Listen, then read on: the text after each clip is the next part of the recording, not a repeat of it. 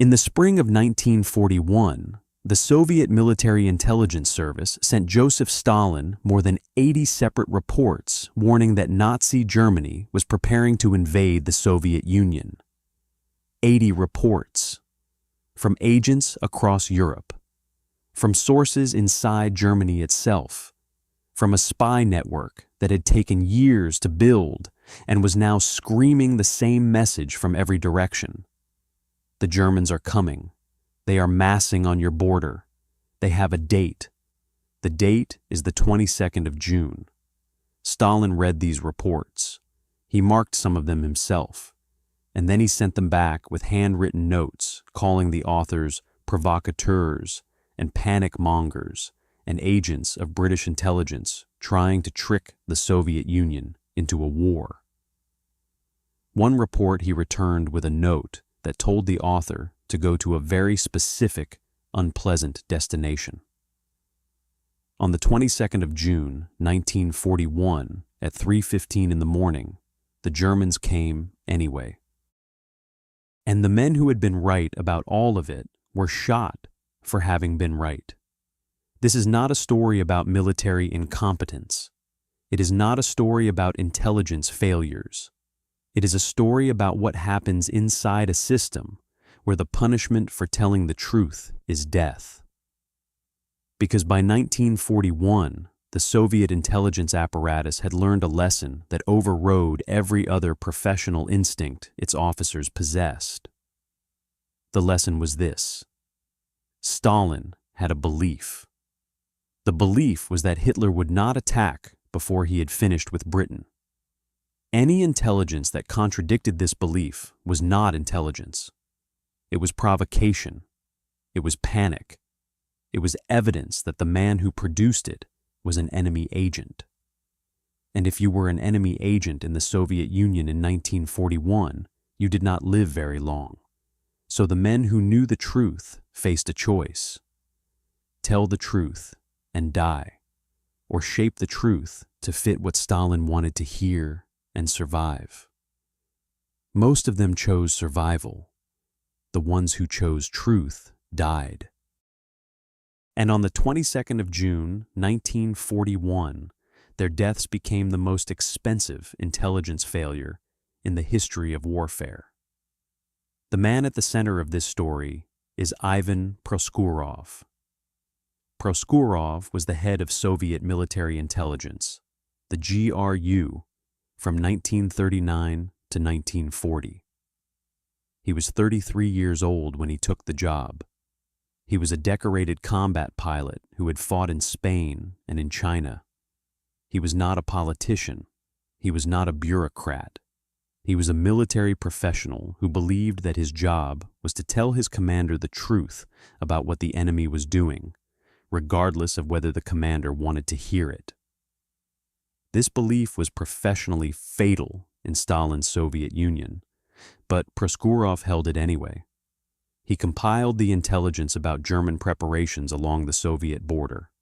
He organized it, he verified it, and he brought it to Stalin and told him what it meant. Germany was preparing to attack. The preparations were too large and too systematic, and too obviously directed eastward to mean anything else.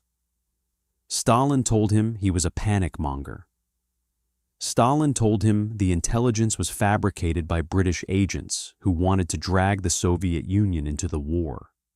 Stalin told him that a man in his position who could not distinguish real intelligence from enemy provocation was not fit for his position. Proskurov was removed from his post in 1940. He was replaced by Philippe Golikov. Golikov had watched what happened to Proskurov and understood the lesson perfectly. Golikov took the same intelligence reports that Proskurov had compiled. He took the same information from the same sources, and he repackaged it. Reports that said Germany was planning to attack, he marked as unverified and possibly planted by British intelligence. Reports that said German troop concentrations on the Soviet border were at invasion strength he categorized as routine military movements.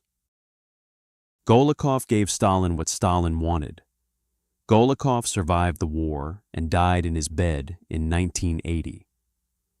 Proskurov was arrested in October 1941. He was shot on the 28th of October 1941. 4 months after the invasion, he had predicted till the month began exactly as he had said it would. But Proskurov was not the only one.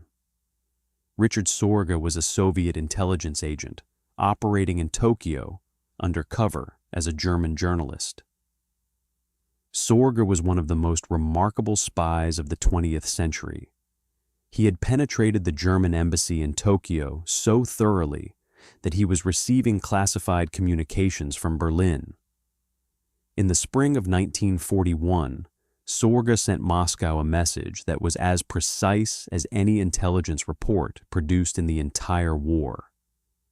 He reported that Germany would attack the Soviet Union on the 22nd of June, 1941. Not approximately, not sometime in the summer. The 22nd of June. He gave the date 6 weeks in advance. Stalin received this report. Stalin wrote on it that Sorge was a shit who had set himself up with some small factories and brothels in Japan and had no business providing strategic intelligence assessments to Moscow. The report was filed. The date passed through Moscow's intelligence bureaucracy marked as unverified provocation. On the 22nd of June, the Germans came on the exact schedule Sorge had provided. Sorge himself was arrested by Japanese counterintelligence in October 1941. He sat in a Japanese prison for 3 years. Stalin refused to negotiate for his release. In November 1944, the Japanese executed him. The man who had given Stalin the most precise warning of the entire pre-war period was left to die in a foreign prison by the leader he had tried to save. Winston Churchill tried as well. In April 1941, Churchill personally sent Stalin a warning based on British signals intelligence. The British had broken German codes and could read German military communications. The communication showed unmistakably that a massive German force was being assembled for an eastern campaign. Churchill's warning was specific. It described the German troop movements. It described the direction of the preparations. It was signed by the Prime Minister of Great Britain personally. Stalin read it and concluded that Churchill was trying to provoke a Soviet-German war to take pressure off Britain. He filed the warning and did nothing. The American government warned him too. The American ambassador in Moscow delivered a warning from Washington in the spring of 1941 based on American intelligence about German intentions. Stalin concluded that Roosevelt was also trying to manipulate the Soviet Union into the war. He filed that warning as well. Soviet border guards were sending reports to Moscow about what they could see with their own eyes.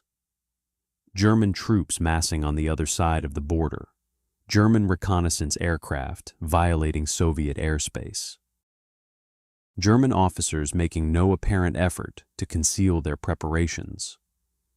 These reports traveled up through the military bureaucracy and reached Stalin's desk and were sent back marked as provocation. Local commanders were ordered not to respond to German provocations, not to fire on German aircraft crossing the border, not to move their forces into defensive positions that might provoke the Germans.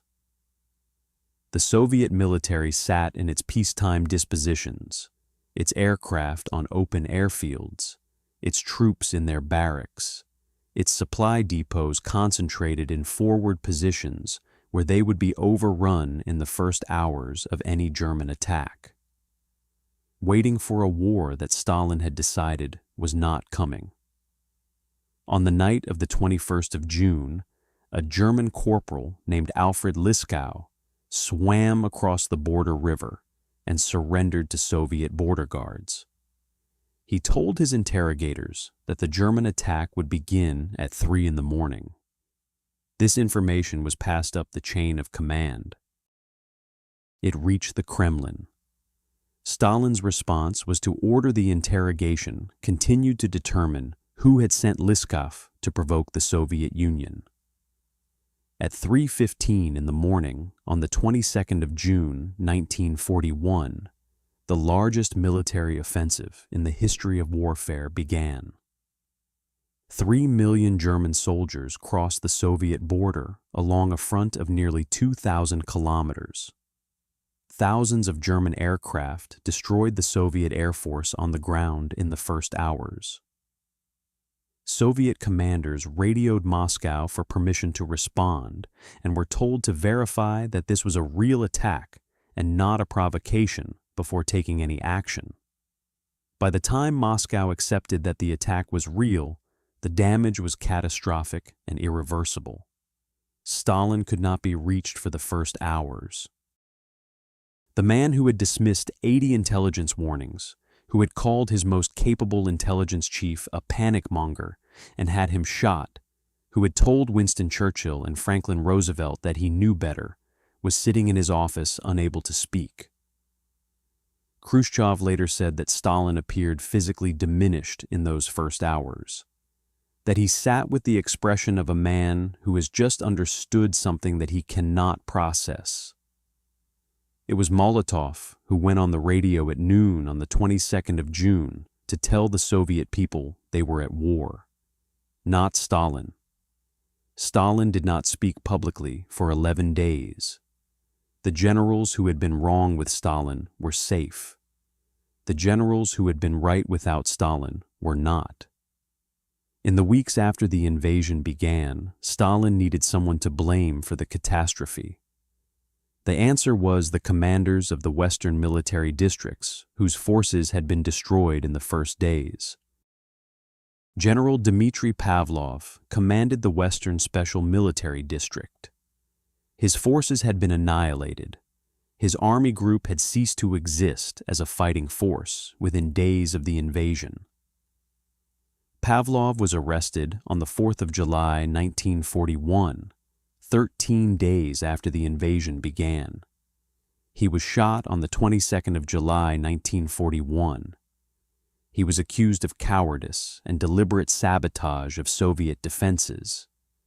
He was accused of being a German agent, a man whose forces had been destroyed because Stalin had forbidden them to prepare for the attack that Stalin had been warned about 80 times, was shot for the consequences of Stalin's own decision.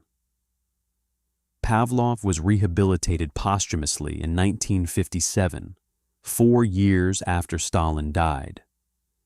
Proskurov was rehabilitated posthumously in 1954. Sorge was declared a hero of the Soviet Union in 1964, 20 years after his execution in Tokyo, when it was finally safe to admit that he had been right about everything.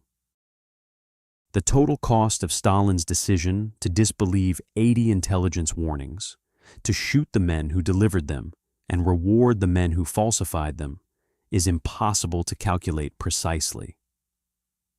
In the first months of the war, the Soviet Union lost approximately 3 million soldiers as prisoners of war alone. The Germans advanced hundreds of kilometers in days. Entire army groups were encircled and destroyed.